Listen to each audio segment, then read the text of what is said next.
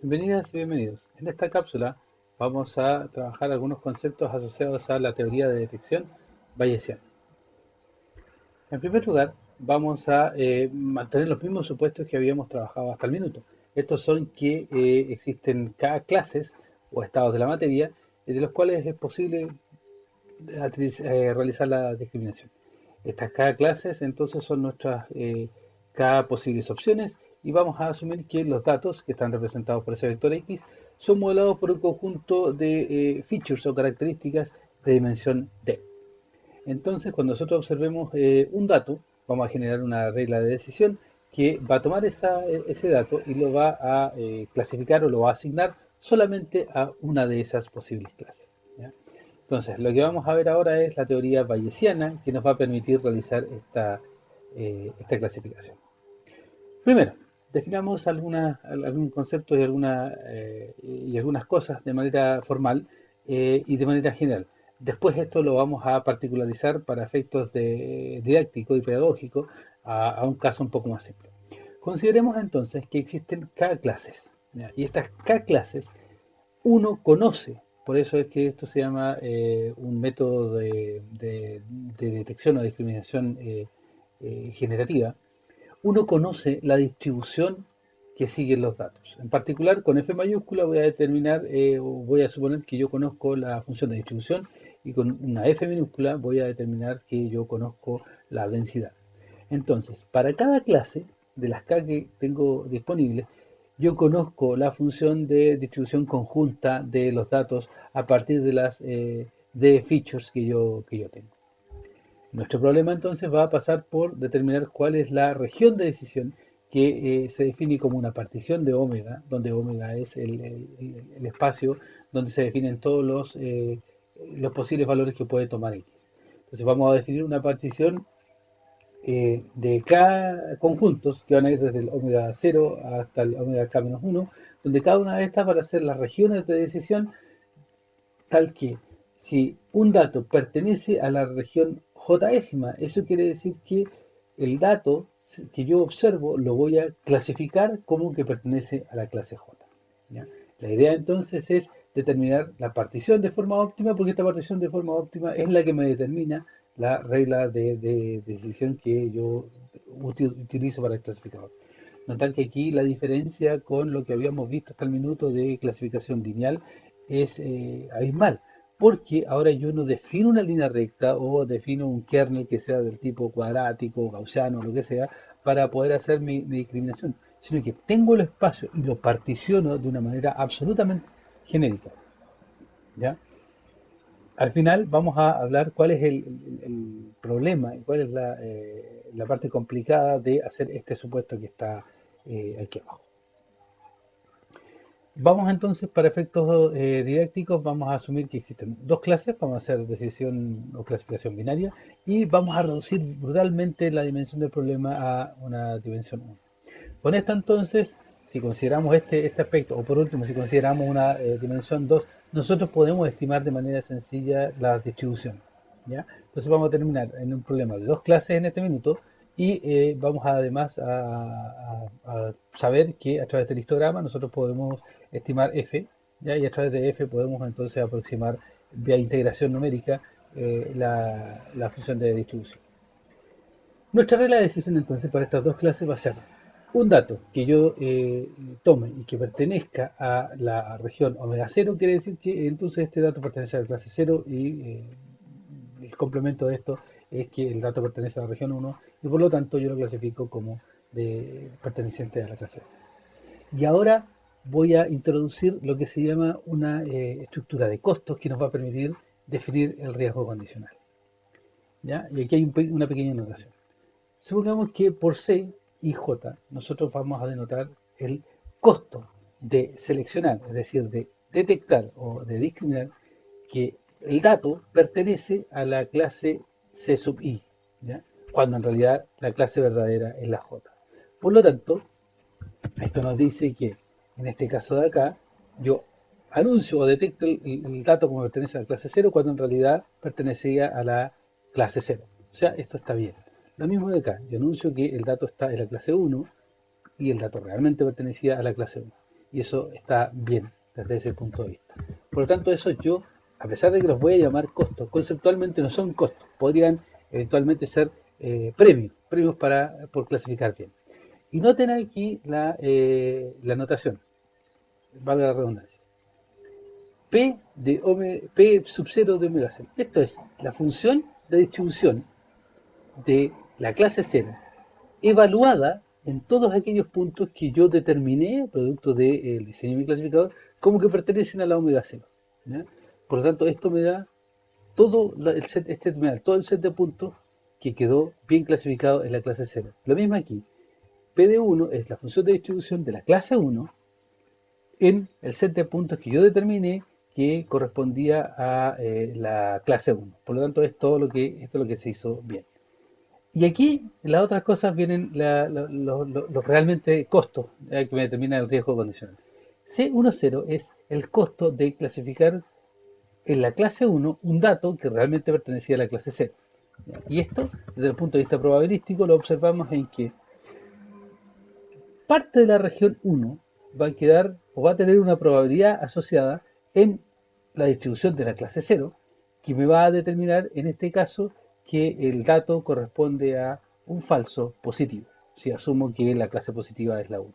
Entonces esto es lo que está asociado al falso positivo, y esta probabilidad que está aquí, la probabilidad de 0, el omega 1 es la probabilidad de falso positivo. Esta de acá es la probabilidad de falso negativo, porque yo lo que estoy viendo acá es este es el costo, ¿cierto? Pero es el costo de clasificar algo en la clase 0 cuando realmente pertenecía a la clase 1. Y esto de aquí, sí, esta distribución, esta probabilidad evaluada aquí es la probabilidad de que un dato que pertenece a la clase 1 se haya quedado contenido en la sección de la omega 0. Entonces, esto de aquí, todo este esquema de acá, el R0 y el R1 nos dan el riesgo condicional asociado a la clase 0 y asociado a la clase 1, cuando delta es el que me define los omega. Entonces, nosotros ahora introducimos lo que se llama el riesgo bayesiano, que es un riesgo ponderado como el riesgo asociado a este multiplicado por la probabilidad de la clase 0 más el riesgo asociado a la clase de 1 por la probabilidad asociada a la clase 1. Y esto es lo que está aquí, y esto se puede reescribir de esta forma para el caso para el caso de dos clases, donde pi sub j corresponde a lo que vamos a llamar a la probabilidad a posteriori. Pues nosotros, no lo comenté al principio, nosotros sabemos que existen, en este caso, dos clases posibles para nuestro problema de discriminación. Asumimos que conocemos la probabilidad de que un dato cualquiera pertenezca a cada una de esas clases. Y esa es la probabilidad que nosotros conocemos, que estamos utilizando acá, el pi sub j. Esta probabilidad es fácil de determinar empíricamente de los datos, porque simplemente uno cuenta cuántos ejemplos tiene de cada clase y puede aproximar esta distribución de esa probabilidad y por lo tanto la distribución de esa manera. ¿Ya? Si nosotros entonces utilizamos nuestro riesgo bayesiano, podemos reescribir un poco esta expresión del riesgo bayesiano en función ahora de la función de densidad. Nosotros lo que vamos a querer entonces es minimizar este riesgo. Para minimizar este riesgo, entonces si miramos esto, lo que tenemos que hacer es llegar a una fórmula de cómo hacemos que esto sea todo menor que cero. Si los costos son positivos, que estaba escrito pero no lo dije, si los costos son todos positivos, como estos valores son positivos, entonces lo que nosotros queremos es que este riesgo sea menor que cero. Por lo tanto, esto que está aquí escrito es lo mismo que cuando uno resuelve el problema de optimización para el caso de dos clases, es lo mismo que esta expresión de acá. Y esta expresión de acá es súper intuitiva. Primero, olvidémonos de esto. ¿Ya? Pensemos que esto es igual a 1. Si esto es igual a 1, entonces tengo f sub x 1 de x mayor que f sub x 0 de x.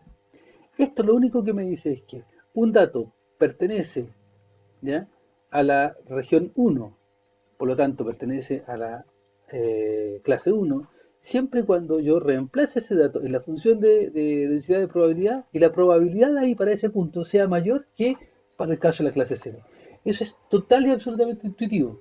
Si un dato tiene mayor probabilidad de pertenecer a una de las clases, entonces una muy buena decisión basada en probabilidades va a manifestarse de esa manera. ¿Ok? Si ahora, en cambio, yo considero los costos asociados, como los que están aquí, los costos, las probabilidades a priori, o simplemente, por ejemplo, considero las probabilidades a priori, puedo ver que yo puedo multiplicar, y ahora voy a tener pi sub 0 por f de 0, ¿ya? Va a ser menor o igual que pi sub 1 por f de 1. Este resultado también es intuitivo porque me dice que si un dato pertenece a la clase 1 es porque el producto entre la probabilidad a priori y la probabilidad de, una vez observado el dato, es mayor que para la clase 1 que en el caso del producto entre la probabilidad de la clase 0 por la probabilidad que tiene de observar ese dato en la clase 0. Y eso es intuitivo porque en el fondo lo que estoy diciendo, mire, a priori, esta cosa, que el dato venga de la clase 1 y la probabilidad de que el dato pertenezca a la clase 1, o sea, estos dos eventos, o sea, el dato por sí, que pertenezca a una de las clases, o sea, esto es como mi modelo de lo que está pasando, pero después multiplicado con la evidencia de que yo tomo el dato y lo veo, y es más probable que pertenezca a la clase 1 que a la clase 0, entonces estas dos cosas en conjunto me dicen que realmente yo estoy en el caso de un dato que pertenece a la clase 1. ¿Ya? Si ahora introducimos el esquema de costo que está aquí, y para simplificar un poco la cosa, yo ahora elimino esto, digo que yo no incurro no hay ninguna recompensa, ¿ya? Para hacer bien las clases, las cosas, o sea, por clasificar bien. Entonces lo que voy a obtener es que, y voy a escribirlo de nuevo de esta forma, pi 0 por C10 por F de 0 va a tener que ser menor o igual que pi 1 por C 0,1 por F de 1. Y esto quiere decir que el dato va a pertenecer a la clase 1 siempre y cuando el producto de todas estas cosas, o sea, que el dato tenga más chance de venir de la clase 1 y que realmente cuando uno la analiza, la probabilidad de ocurrencia entre la clase 1 versus la clase 0, estas dos cosas sean mayor, y además que el costo, ¿ya? El costo de cometer un error, de clasificarlo mal, ¿se fijan? Clasificarlo como 0, cuando en realidad era 1, todo esto sea mayor que su análogo que estaba al otro caso. Entonces, este resultado es muy intuitivo, es muy fácil de vislumbrar, y esto es lo que nos da origen a lo que se llama la prueba de verosimilitud. ¿Ya? Y que simplemente dice o testea esto. Testeo la distribución de los datos en la clase 1 contra la distribución de los datos en la clase 2. Si esto es mayor que 1, quiere decir que esta probabilidad es más grande que esta de acá abajo, por lo tanto el dato pertenece efectivamente a la clase 1, de acuerdo a lo que uno observa. Y esto me genera en el fondo la regla de decisión bayesiana, ¿ya? Y lo hacemos en función de el logaritmo de estas distribuciones, de estas densidades, perdón. Y si el logaritmo de esto es menor que el, la razón entre el costo de la clase 0 por su estructura de costos, ¿ya? En el sentido de cometer errores de clasificación, dividido por la probabilidad a priori de la clase 1 por la estructura de costos asociada a cometer errores en la clase 2, que esto todo lo llamamos estable. Si esto es menor que si el log likelihood es menor que tau, entonces pertenece a la clase 0, caso contrario pertenece a la clase 1.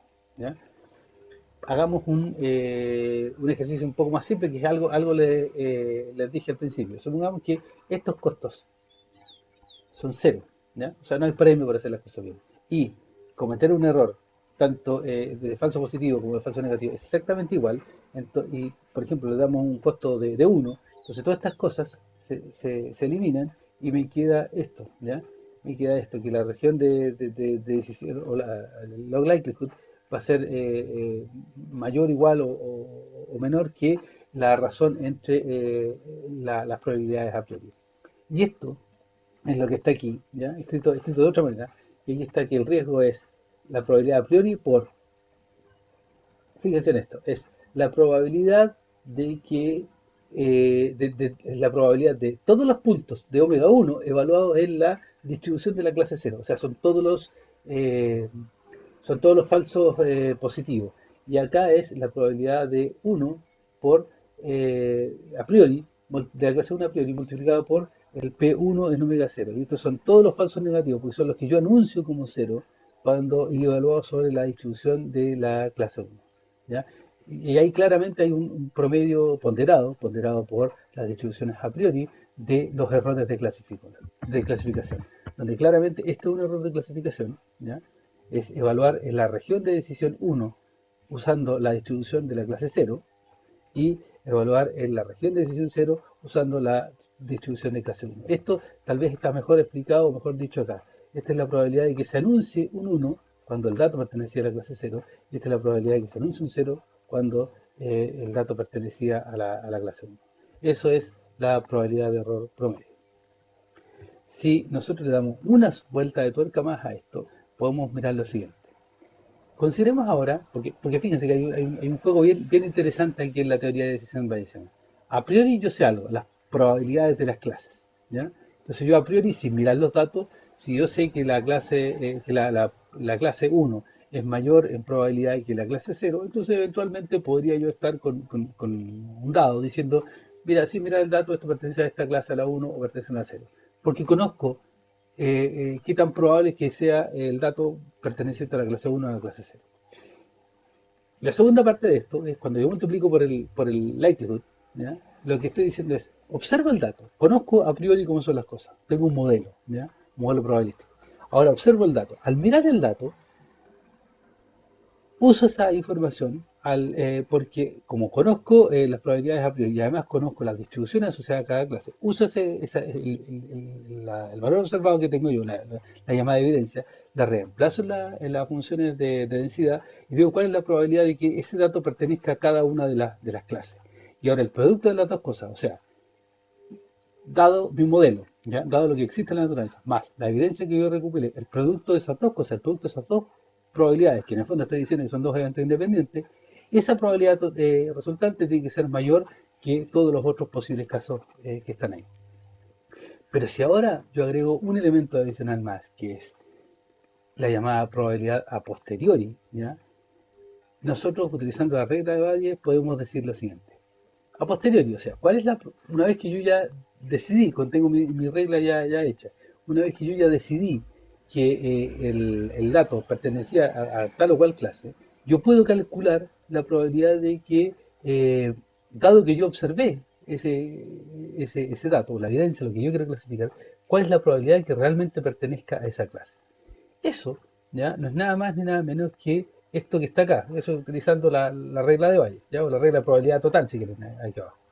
Esto lo voy a denotar de esa manera para que sea un poquito más corto.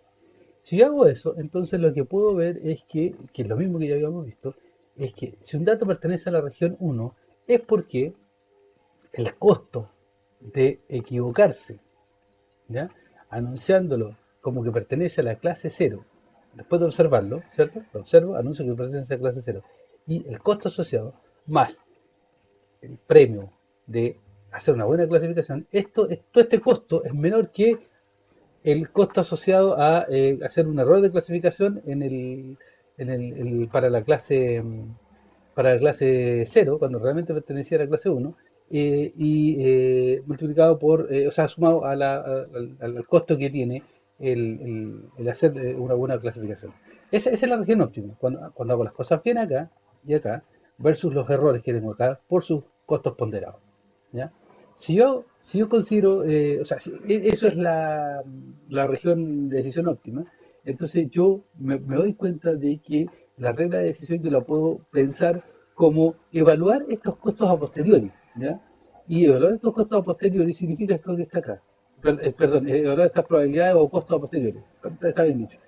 Y mi regla de decisión bayesiana, en el fondo, es exactamente igual, o evidentemente igual, a lo que se llama el detector o clasificador MAP, que es el que maximiza la probabilidad a posteriori. Es decir, minimizar la probabilidad de error con esta estructura de costo que nosotros dimos es equivalente a maximizar la probabilidad a posteriori de los datos, ¿ya? Y esto es lo que se entiende también como como el Naive Bayes o el detector Bayes más simple que ustedes podrían pensar.